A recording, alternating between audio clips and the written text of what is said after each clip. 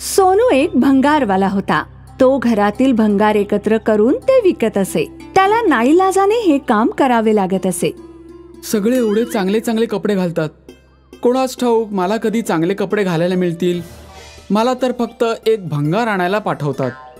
एक दिवस त्याला चौकात आंबे विकायला ठेवलेले दिसतात. ते पाहून त्याच्या तोंडाला पाणी सुटतं. तो आंबेवाल्याकडे जातो. दादा, एक आंबा द्या ना, खूप भूक लागली आहे. 30 रुपयाचा एक आंबा आहे, आण 30 रुपये. माझ्याकडे पैसे नाहीत. मग माझ्याकडे आंबे नाहीत, चल पळ इथून. दुकानदार धक्के मारून त्याला तिथून पळवून लावतो. सोनू आसुसल्या नजरेने आंब्यांकडे पाहत तेथून निघून जातो. चालत चालत तो एका पार्कमध्ये पोहोचतो. तेथे प्रकाश आणि अनिल नावाची मुलं आंबे खात असतात. पाहिलंस का, माझे बाबा किती छान आंबे घेऊन आलेले आहेत. अरे वा, आंबे तर खूपच चांगले वाटतायत. चल काढ लवकर, खाऊया. हे काय साधे सुधे आंबे नाहीत, खास आंबे आहेत. महागाई खूप असतील ना? खूप महाग आहेत. माझ्या बाबांनी बाहेरून मागवले आहेत. मला आंबे तर खूप आवडतात ना, म्हणून. आंबे खायला तर मलाही खूप आवडतात. आता आणखी धीर धरू शकत नाही, लवकर काढ आंबे, खाऊया. अनिल आणि प्रकाश आंबे खात असतानाच तिथे सोनू पोहोचतो आणि त्यांना आंबे खाताना पाहून त्याच्या ओठांवरून जीभ फिरवतो. अरे, हा भंगारवाला पहा, आपल्याला आंबे खाताना पाहून कसा ओठावरून जीभ फिरवतो आहे. असं विस्फारलेल्या डोळ्यांनी काय पाहतोयस? कधी आंबा पाहिला नाही का? खायचा आहे का? सोनू हो म्हणून मान हलवतो. ते त्याच्या पुढे आंबा धरतात. जसा सोनू पुढे येतो ते आंबा मागे करतात आणि सोनू आंबा पकडायच्या लालसेने तोंडावर पडतो. आला मोठा आंबे खाणारा, लायकी आहे का तुझी? लायकी तर त्या कोळीची पण नाही. किती महाग आंबा आहे, याचा तर वास घेणेही महागात पडू शकतो तुला. प्रकाश आणि अनिल त्याच्यावर हसतात. सोनू निराश होऊन तेथून निघून जातो आणि खांद्यावर त्याच्या भंगाराची पिशवी अडकवून चालू लागतो. चालता चालता त्याला एक साधू महाराज भेटतात, जे बेशुद्ध होऊन जमिनीवर पडलेले असतात. तो त्यांना पाहून त्यांच्याकडे धावत जातो. महाराज, काय झालं? तुम्ही बेशुद्ध कसे पडलात? मला यांना पाणी पाजायला हवं. सोनू पळत पळत जवळच्या नदीवरून पाणी घेऊन येतो आणि साधू महाराजांच्या तोंडावर शिंपडतो. साधू महाराज शुद्धीवर येतात. सोनूला जवळ पाहून साधू महाराज त्याला म्हणतात, कोण आहेस तू आणि इथे काय करतोयस? आणि मी जमिनीवर कसा पडलो? मला तर काहीच आठवत नाहीये. साधू महाराज, गरमीमुळे तुम्ही बेशुद्ध पडले होते. मी जवळच्या नदीवरून पाणी आणून तुमच्यावर शिंपडलं आणि पाणी पाजलं, त्यामुळे तुम्ही शुद्धीवर आलात. तुझे खूप खूप आभार बाळा, की तू माझी काळजी घेतलीस. महाराज, हे तर माझं कर्तव्यच होतं. पण तू एवढा उदास का दिसतोयस? तुला कोणी काही बोललं आहे का? सोनू साधूला सगळं काही सांगतो आणि त्याची आंबे खायची इच्छा प्रदर्शित करतो. साधू सोनूचं बोलणं ऐकून त्याला दिलासा देतात आणि म्हणतात, सोनू, तू मला मदत केलेली आहेस. मी तुला हा कमंडलू देतो. यातून आंब्याचा रस निघेल. तू जेवढ्यांदा तो उलटा करशील तेवढ्यांदा त्याच्यातून आंब्याचा रस निघेल. आता तू जेवढ्यांदा आणि जेवढा आंब्याचा रस पिऊ शकत असशील तेवढा पी. साधू सोनूला कमंडलू देतो. कमंडलू पाहून सोनू खूप खुश होतो आणि मनसोक्त आंब्याचा रस पितो. त्याच्यासोबतच तो आणखी गरीब मुलांनाही आंब्याचा रस पाजतो, जे आमरस पिऊ शकत नव्हते. एकदा जेव्हा सोनू कमंडलू मधून आमरस काढून पित होता आणि त्याच्या मित्रांनाही पाजत होता, तेव्हा अनिल आणि प्रकाश त्याला पाहतात. प्रकाश, हा तर तोच मुलगा आहे ना, ज्याला आपण आंबा खाऊ दिला नव्हता आणि त्याला धक्के भरून हाकलून लावलं होतं? हा तर तोच भंगारवाला आहे ना? हो, तोच दिसतोय. पण तो तर भंगारवाला होता. त्याच्याकडे एवढे महाग आंब्याचा रस कुठून आला बरं? आणि एवढा आमरस की तो इतर मुलांनाही वाटतोय. याचा शोध घ्यावाच लागेल. अनिल आणि प्रकाश हळूच पाहतात तेव्हा त्यांना कमंडलूच्या आमरसाचं गुपित कळतं. अच्छा, त्याच्या आमरसाचं हे गुपित आहे. तर ह्या कमंडलू आपण चोरूया, मग पाहूया हा आमरस कसा पितो ते. अनिल आणि प्रकाश सोनूच्या नकळत तो कमंडलू चोरून नेतात आणि पहाडावर जाऊन लपून बसतात.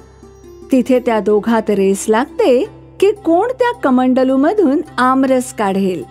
दे प्रकाश, मला कमंडलू दे, आमरस काढून पिऊया. मी का कमंडलू देऊ? माझ्या हातात कमंडलू आहे, तर मग आमरसही मीच काढून घेतो. नाही नाही, आमरस कमंडलू मधून मीच काढणार. हिम्मत असेल तर माझ्याकडून घेऊन दाखव. आमरसचा कमंडलू माझ्याकडे आहे आणि मी जास्त मेहनत घेतली आहे. तर कमंडलूचा आमरस माझा आहे, मी तुला थोडंसं देईन. प्रकाश आणि अनिल त्या कमंडलू साठी आपसात भांडू लागले आणि कमंडलू त्यांच्या हातातून खाली पडतो आणि आमरस बाहेर पडू लागतो. जेवढ्यांदा तो पहाडावर आपटतो तेवढ्यांदा आमरस कमंडलू मधून सांडतो, ज्यामुळे तिथे पूर येतो. मी म्हटलं होतं ना, कमंडलू मला दे. मी यातून चांगला आमरस काढला असता, पण तू माझं कधीच ऐकत नाहीस. आता जेवढ्यांदा हा दगडावर आपटणार तेवढ्यांदा तो आमरस बाहेर पडतच राहणार आहे. असाच हा बाहेर पडत राहिला तर आमरसाचा पूर येईल. आता मला कुठे माहित होतं की यातून एवढा आमरस बाहेर पडेल आणि एवढा पूर येईल ते. पाहता पाहता अख्खी कॉलनी आमरसात बुडून जाते. सगळे लोक त्या आमरसात पोहताना दिसतात. सर्वांच्या घरात आमरस पोहोचतो आणि जसं सोनूला आमरसाच्या पुराबद्दल कळतं तो त्या कमंडलूच्या शोधात जाऊ लागतो. तो पुरात वाहत वाहत त्या कमंडलू जवळ पोहोचतो. या कमंडलूच्या आमरसाने तर पूरच आलेला आहे. हा पूर मला काहीही करून थांबवावाच लागेल, नाहीतर सगळं उद्ध्वस्त होऊन जाईल. सोनू तो कमंडलू त्याच्या हातात घेतो आणि कमंडलूला सांगतो, कमंडलू कमंडलू, हा आमरस पुन्हा तुझ्यात सामावून घे. जर तू असाच आमरस बाहेर सांडत राहिलास तर अख्खं जगच या आमरसात बुडून जाईल. तुला विनंती आहे की हा आमरस तुझ्यात सामावून घे. कमंडलू त्याच्यात सर्व आमरस शोषून घेतो आणि सगळं पुन्हा पूर्वीसारखं होऊन जातं. आता सोनू तो कमंडलू घेऊन त्या साधू महाराजांकडे जातो. साधू महाराज, आता या कमंडलूची मला काही गरज नाही. या कमंडलूमुळे तर आमरसाचा पूरच आला होता. मला तर फक्त थोडासा आमरस हवा होता. या कमंडलूतल्या आमरसामुळे पुन्हा काही संकट यावं अशी माझी इच्छा नाही. मग तुला काय हवं आहे ते सांग. साधू महाराज, मी तुम्हाला हा कमंडलू परत देत आहे. तुम्ही हा आमरसाचा कमंडलू परत घ्या, म्हणजे पुन्हा परत कोणतेही संकट नाही येऊ. ठीक आहे, हे कमंडलू तर मी परत घेत आहे. पण हो, जेव्हा कधी तुला आमरस प्यावासा वाटला तर तू माझ्याकडे ये. मी या कमंडलूतून तुला भरपूर आमरस पाजेन. हो महाराज, जेव्हा मला आमरस प्यावासा वाटेल तेव्हा मी तुमच्याकडेच येईन. पण या कमंडलूमधून आमरस घेणार नाही, कारण कोणतीही गोष्ट अतिप्रमाणात वाईट असते. एक ना एक दिवस अति गोष्टींमुळे आपल्यावर संकट येतं. जेवढं आहे तेवढ्यावरच संतुष्ट राहायला हवं. तू अगदी बरोबर बोललास. मोह खूप वाईट असतो. मोहात पडूनच अनिल आणि प्रकाशने हा कमंडलू चोरला, ज्यामुळे संकट आलं. साधूला नमस्कार करून सोनू तेथून निघून जातो आणि पुन्हा त्याचं भंगार विकायचं काम सुरू करतो. आता त्याला जेव्हा एखादी गोष्ट खायची इच्छा होते तेव्हा तो साधू महाराजांकडे जात असतो. ते त्याच्या शक्तींनी सोनूला तीच गोष्ट देत असतात, पण त्याने कधीही मोह केला नाही, कारण त्याने मोहाचा परिणाम भोगला होता. तसंच अनिल आणि प्रकाशला ही गोष्ट समजते. ते आता कोणत्याही गरीबाला त्रास देत नाहीत आणि मोहातही पडत नाहीत. देवगडचे शेठजी स्वतःच्या श्रीमंतीसाठी प्रसिद्ध होते. त्यांची शेती खूप मोठी होती. तिथे खूप मजदूर काम करत होते. संपूर्ण जगामध्ये शेठजींचं स्वतःच्या आईवर खूप प्रेम होतं. शेठजींची आई नेहमी दान धर्म करत असे. काळ लोटला आणि शेठजींच्या आईची तब्येत खराब होत चालली. त्यांनी बिछाना पकडला. मग काही काळानंतर त्या देवाघरी गेल्या आणि शेठजींनी रडून रडून स्वतःची वाईट अवस्था करून घेतली. त्या गेल्यानंतर शेठजींना आठवलं की त्यांच्या आईने एक दिवस पहिले त्यांच्याजवळ आंबा खाण्याची इच्छा दर्शवली होती. अरे अरे रे रे, माझे इतके पैसे आणि प्रसिद्धीचा काय उपयोग जर मी माझ्या आईची आंबा खाण्याची एक शेवटची इच्छा पूर्ण नाही करू शकलो. धिक्कार असो माझा. शेठजींना मनातल्या मनात ही गोष्ट खात होती. दुसऱ्या दिवशी सकाळी शेठजींच्या घरी 2 पुजारी आले त्यांच्या आईचे अंतिम संस्कार पूर्ण करण्यासाठी. प्रणाम ब्राह्मण. मी माझ्या आईची शेवटची इच्छा पूर्ण नाही करू शकलो. तिला आंबे खायचे होते. अरे अरे अरे अरे अरे, हे तर खूपच वाईट झालं. आता त्यांच्या आत्म्याला शांती कशी मिळणार?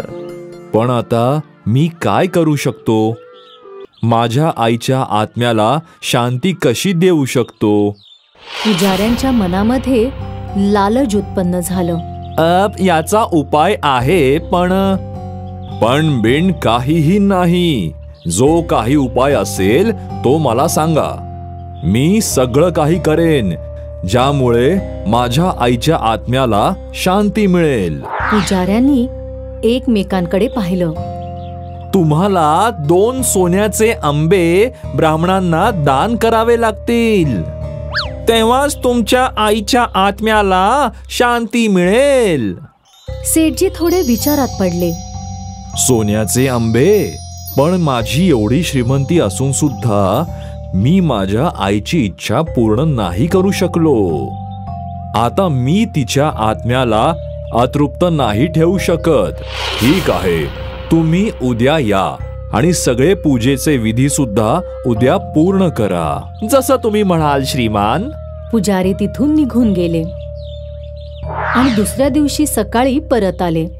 आज सेठजींच्या घरी काही लोक जमा झाले होते, ज्यामध्ये व्यंकटस्वामी सुद्धा होते.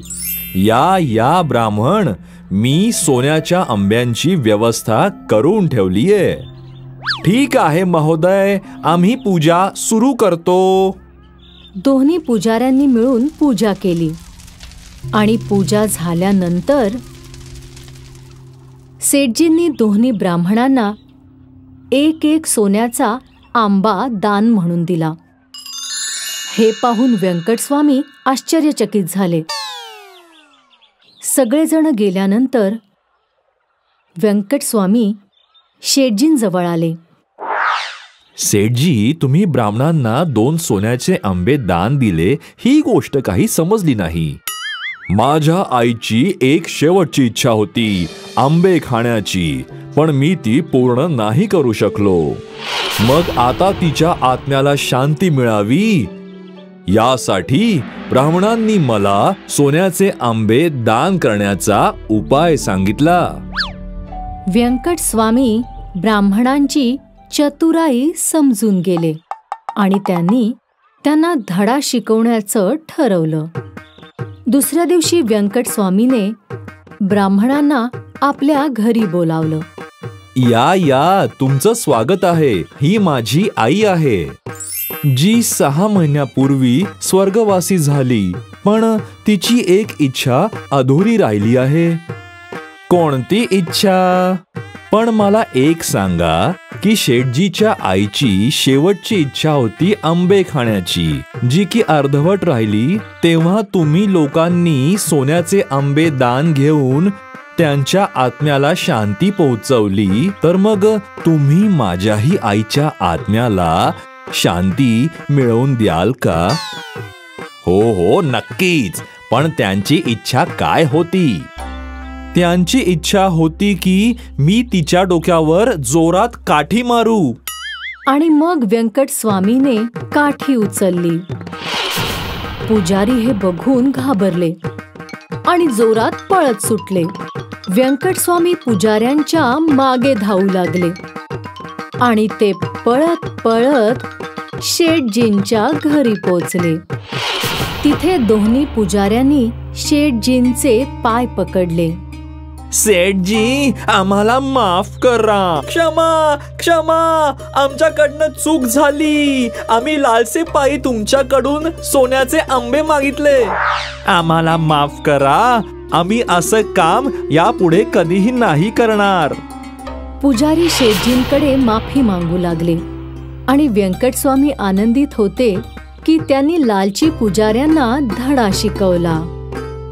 ही गोष्ट आपल्याला हे शिकवते की आपल्याला अंधविश्वासावर विश्वास ठेवता कामा नये. नाहीतर जसं या लालची पुजाऱ्यांनी शेठजींना लुटलं तसंच कोणीही आपल्यालाही लुटू शकतं.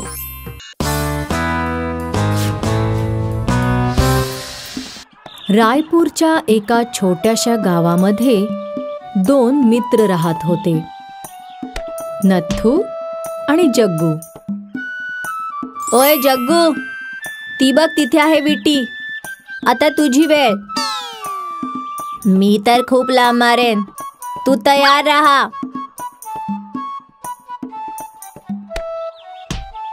अरे इतकी लांब.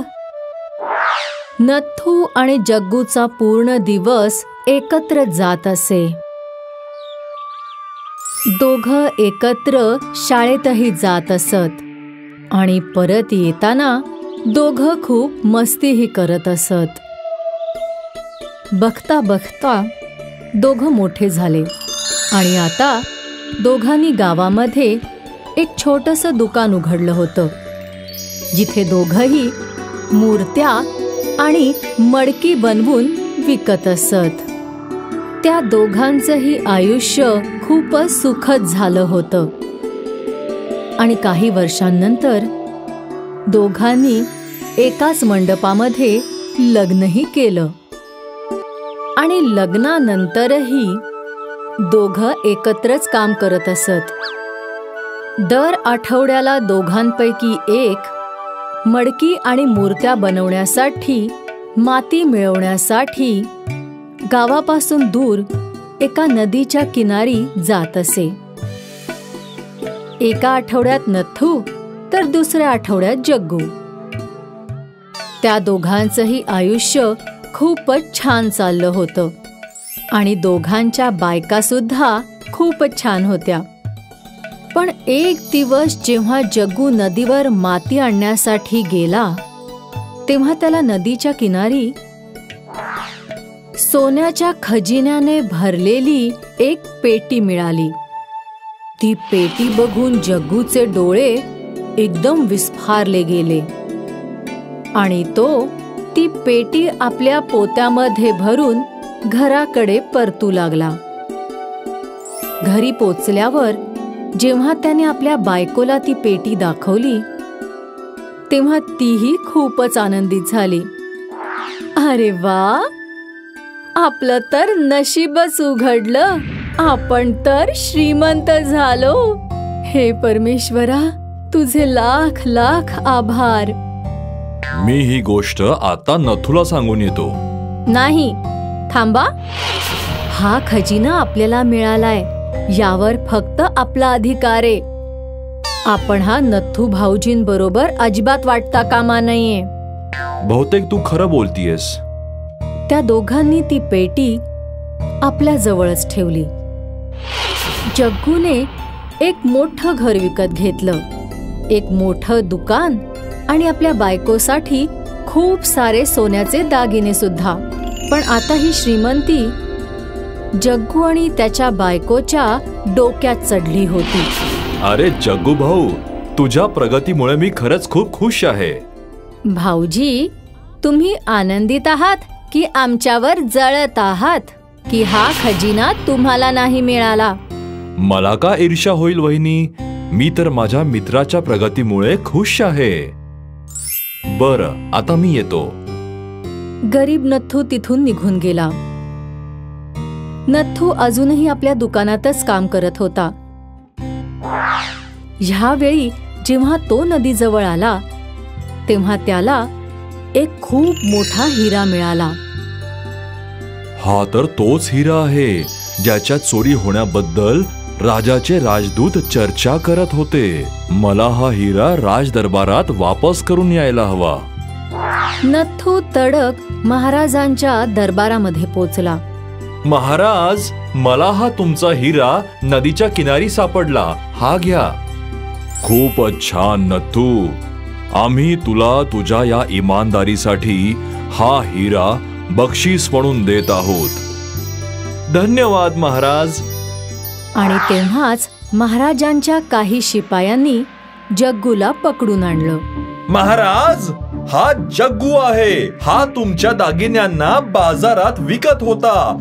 हा चोर आहे.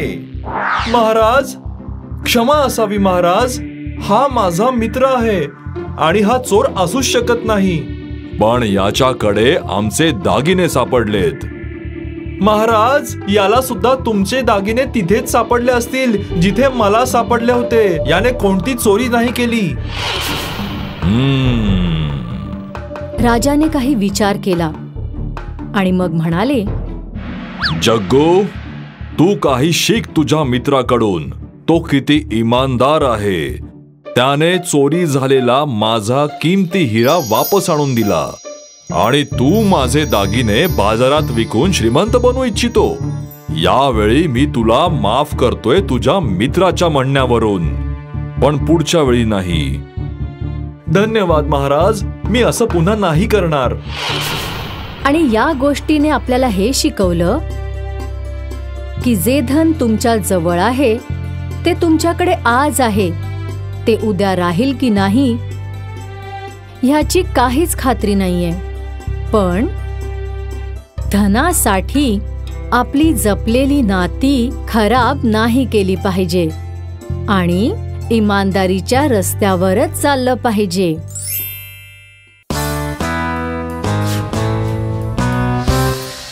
विकास नावाचा एक गरीब मजदूर होता. तो सेठ भीमसेन ह्यांच्याकडे हमालीचं काम करत असे. विकास सकाळी लवकर कामाला येत असे आणि संध्याकाळी खूप उशिरापर्यंत हमाली आणि इतर कामं करत असे. एवढे कष्ट केल्यानंतर विकासला फक्त 4 नाणी मजदुरी म्हणून मिळत असत. एक दिवस खूपच गरमी होती आणि पूर्ण दिवस पोती उचलून विकास थकला होता. तो सेठजींकडून आपली मजदुरी घेऊन घराकडे परतत होता. रस्त्यामध्ये त्याला एक खूपच छान सुवास आला. त्याने त्या सुवासाच्या दिशेने पाहिलं तर त्याला एक मिठाईवाला दिसला जो गरम गरम जिलब्या तळत होता. इतक्या छान सुवासामुळे विकासच्या तोंडाला पाणी सुटलं. मला जिलेबी खायची आहे. पण जेव्हा त्याने स्वतःचा खिसा तपासला तर त्याला फक्त 4च नाणी मिळाली. अरे नाही, जर मी या जिलेबी विकत घेतल्या तर आज माझ्या बायको आणि मुलांना उपाशी झोपावं लागेल. नाही, मी असं नाही करू शकत. विकास उदास झाला, पण त्याने थोडा वेळ तिथेच उभं राहून त्या सुवासाचा आनंद घ्यायचं ठरवलं.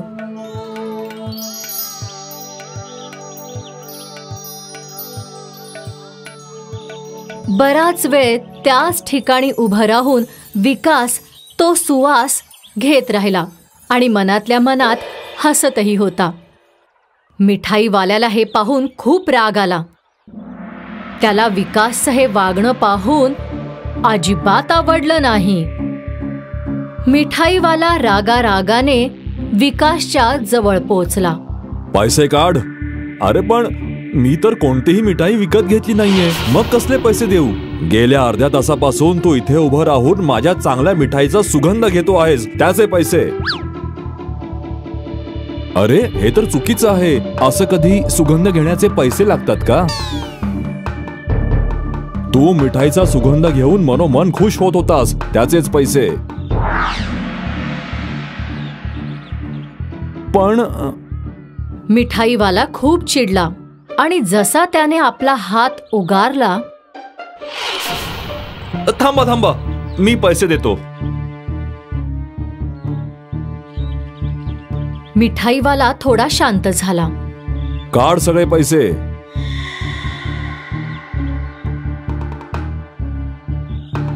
विकासने स्वतःच्या खिशात हात घालून 4ही नाणी बाहेर काढली. त्याने विचार केला की आज त्याच्या परिवाराला उपाशी झोपावं लागेल. पण अचानक त्याला एक युक्ती सुचली आणि त्याच्या चेहऱ्यावर हास्य उमटलं. तू पैसे देणार आहेस की तुला धडा शिकावू? एक मिनिट भाऊ. विकासने 4ही नाणी आपल्या हातामध्ये ठेवली आणि दुसऱ्या हाताने त्यांना झाकून विकास ती नाणी वाजवू लागला.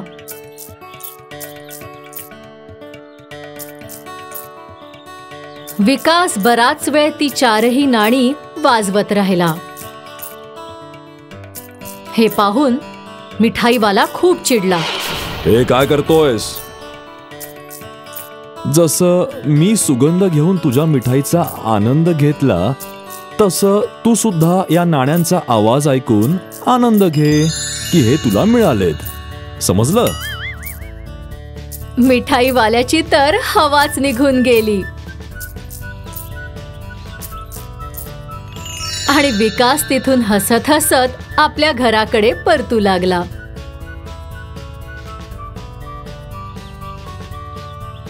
या गोष्टीतनं आपल्याला हे शिकता आलं की आपल्याला विकास सारखंच संकटाच्या वेळी सुद्धा विचारपूर्वकच काम केलं पाहिजे.